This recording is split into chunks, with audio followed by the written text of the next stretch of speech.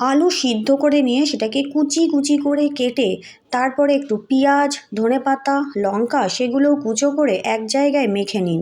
আর একটুখানি লেবুর রস, অবভিয়াসলি পাতিলেবু, তার সাথে স্বাদ মতো নুন, আর ঘরে বানানো যদি কারোর ভাজা মশলা থাকে তাহলে সেই ভাজা মশলা, আর না হলে চাট মশলা দিয়ে জিনিসটাকে মেখে নিন। দেখেই কি লোভ লাগছে না?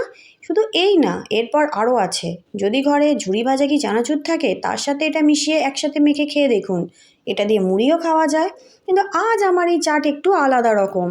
ঘরে থাকে অনেক সময় লেস, কুরকুরে, বাড়িতে বাচ্চা থাকুক না থাকুক, লেস কুরকুরে সব বাইকার পছন্দ। বড়রাও খায়, আমিও খাই। তাই জন্য আমার তো মনে হয় সবাইকারই পছন্দ।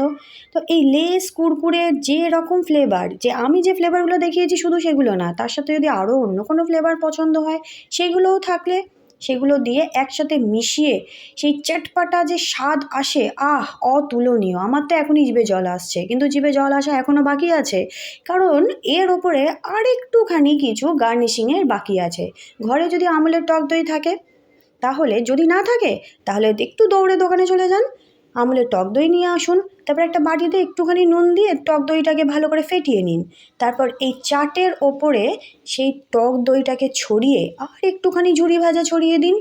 তাহলে সেই যা স্বাদ, নিজে খান অপরকে খাওয়ান, সবাই আঙুল চাটবে, প্রচণ্ড প্রশংসা করবে, নিজেদেরও আত্মসন্তুষ্টি আসবে।